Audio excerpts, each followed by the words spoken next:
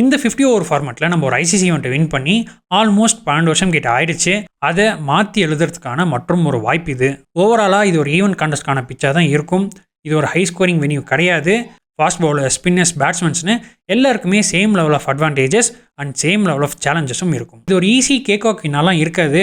Because அவங்களோட bowling அட்டாக்கும் கண்டிஷன்ஸ்க்கு ஏற்ற மாதிரி தான் இருக்குது. வெறும் 4 டைம் தான் 250 ஆர் மோர் ரன்ஸை சக்ஸஸ்ஃபுல்லாக சேஸ் பண்ணியிருக்காங்க. சப்போஸ் பங்களாதேஷ் டாஸ் வின் பண்ணி பவுலிங் எடுத்துட்டாங்கன்னா அவங்க வேறு ஆப்ஷனே கிடையாது. சேசிங்கில் பவர் பிளே கொஞ்சம் ட்ரிக்கியாக தான் இருக்கும். இது ஸ்லைட்லி வீக்கான ஒரு டாப் ஆர்டர். இங்கே வருணா இல்லை குல்தீப்பான ஒரு டிபேட் வரும். இவங்க 2 பேரோட பவுலிங்கையும் இந்த வென்யூவில் ஆடுறது கஷ்டமாக இருக்கும். இங்கே நாம் என்ன பண்ணணும், நம்மளோட கேம் பிளான் எப்படி இருக்கணும்னு பார்த்தா, ஹாய் ஹலோ வணக்கம் and welcome to our show cricket Kumar.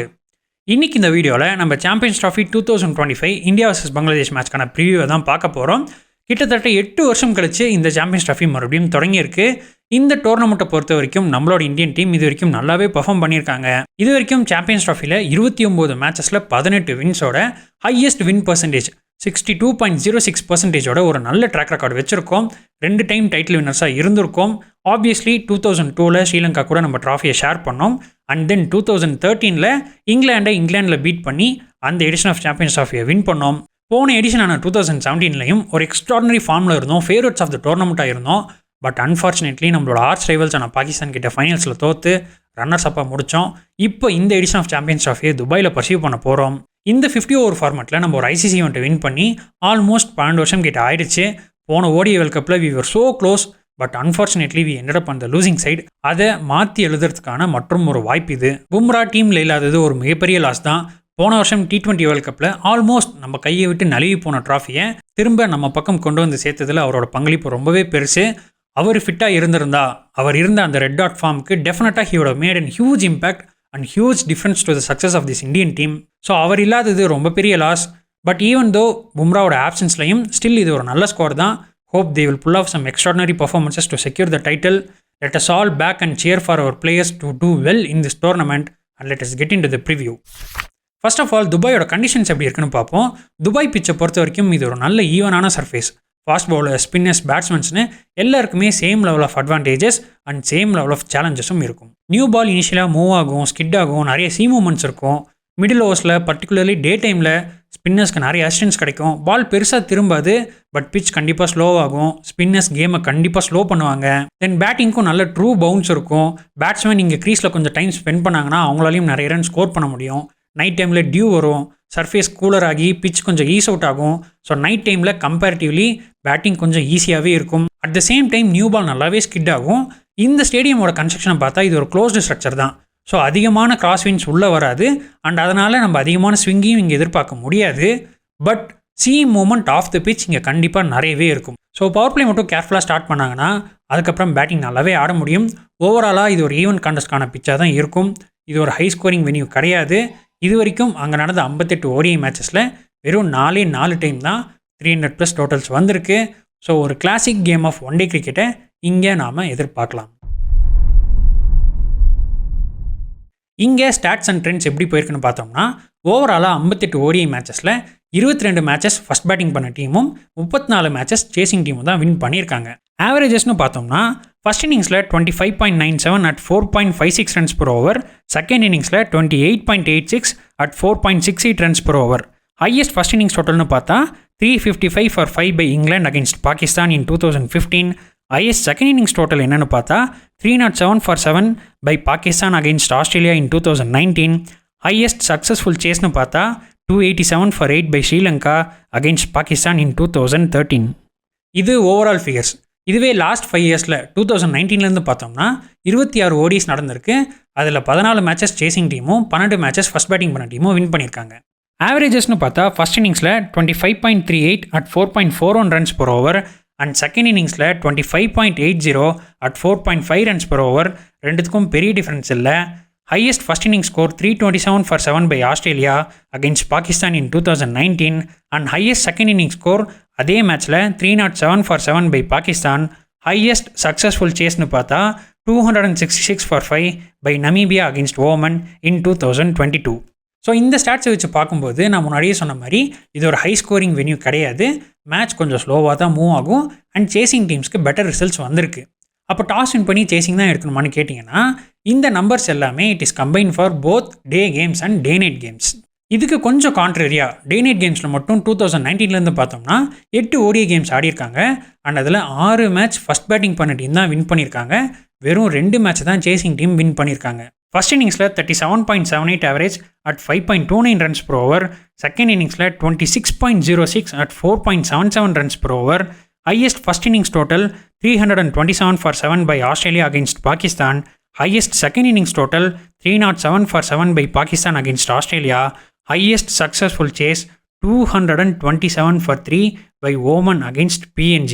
அப்போ என்ன ப்ரோ ரீசெண்ட் ட்ரெண்டை வச்சு பார்க்குறப்போ டாஸ் வின் பண்ணி பேட்டிங் தான் எடுக்கணுமா அப்படின்னு கேட்டிங்கன்னா இங்கே இந்த வினியோவில் டாஸை விட ஃபஸ்ட் இன்னிங்ஸை எப்படி எடுத்துகிட்டு போயிருக்காங்க அப்படிங்கிறது தான் ரொம்பவே முக்கியம். இந்த 8 மேட்சஸில் 3 டைம் தான் டாஸ் வின் பண்ண டீம் அந்த மேட்சை வின் பண்ணியிருக்காங்க. அதுவும் இங்கே ரிசல்ட்ஸ் எப்படி வந்திருக்குன்னு பார்த்தோம்னா எப்பெல்லாம் first innings total close to 300 கிட்ட வந்திருக்கோ அந்த மேட்சஸ்லலாம் ஃபஸ்ட் பேட்டிங் பண்ண teams were able to defend the total. ஒரே ஒரு மேட்ச்சில் மட்டும்தான் ஸ்காட்லாண்ட் 215 ரன்ஸை ஓமனுக்கு அகைன்ஸ்டாக 2022 டிஃபெண்ட் பண்ணியிருக்காங்க.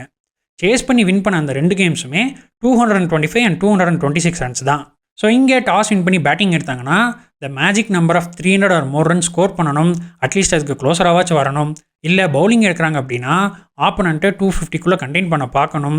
இது என்ன தான் ட்ரெடிஷ்னலி ஒரு சேசிங் ரவுண்டாக இருந்தாலும் இங்கே ஃபர்ஸ்ட் இன்னிங்ஸ் டோட்டல் ரொம்ப ரொம்ப முக்கியம்.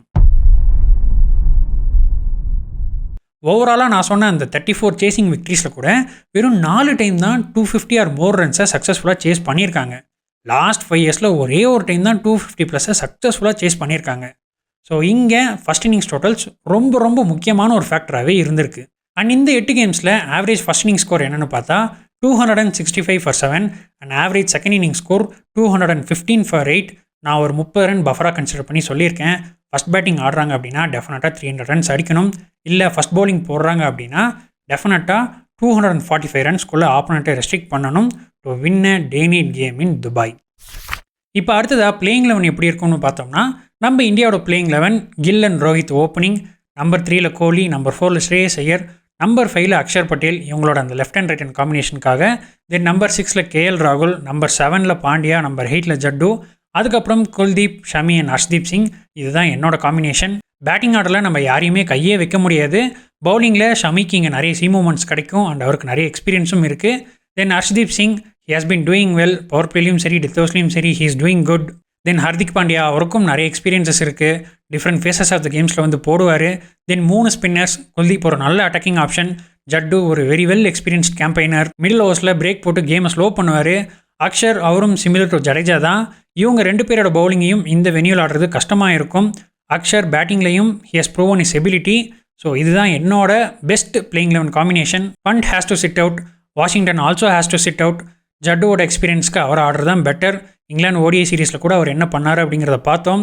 So Washington Sundar has to sit out. Then இங்கே வருணா இல்லை குல்தீப்பான்னு ஒரு டிபேட் வரும். Given the experience and so far ODIஸில் குல்தீப் நல்லாவே பண்ணிட்டுருக்காரு. ஸோ என்னோட ஃபர்ஸ்ட் சாய்ஸாக குல்தீப் தான் இருப்பார். தென் இவங்க ஹர்ஷித் ராணாவை ப்ரிஃபர் பண்ணுறதுக்கும் நிறைய வாய்ப்பு இருக்குது.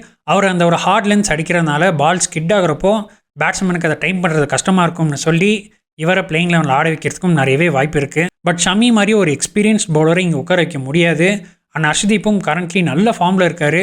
So Shami and Harshdeep has to be the first choice bowlers. Then பங்களாதேஷோட ப்ராபபிள் பிளேயிங் 11 என்னென்னு பார்த்தோம்னா தன்ஜித் ஹசன், சௌமியா சர்க்கார் ஓப்பனிங், ஷண்டோ நம்பர் 3ல், தௌஹித் ஹிருதாய் நம்பர் 4ல். தென் அவங்களோட 2 very experienced veteran cricketers Mushfiqur Rahim and Mahmudullah. Then number 7ல் மெஹதி ஹசன் மிராஸ், அப்புறம் ரிஷாத் ஹுசைன்.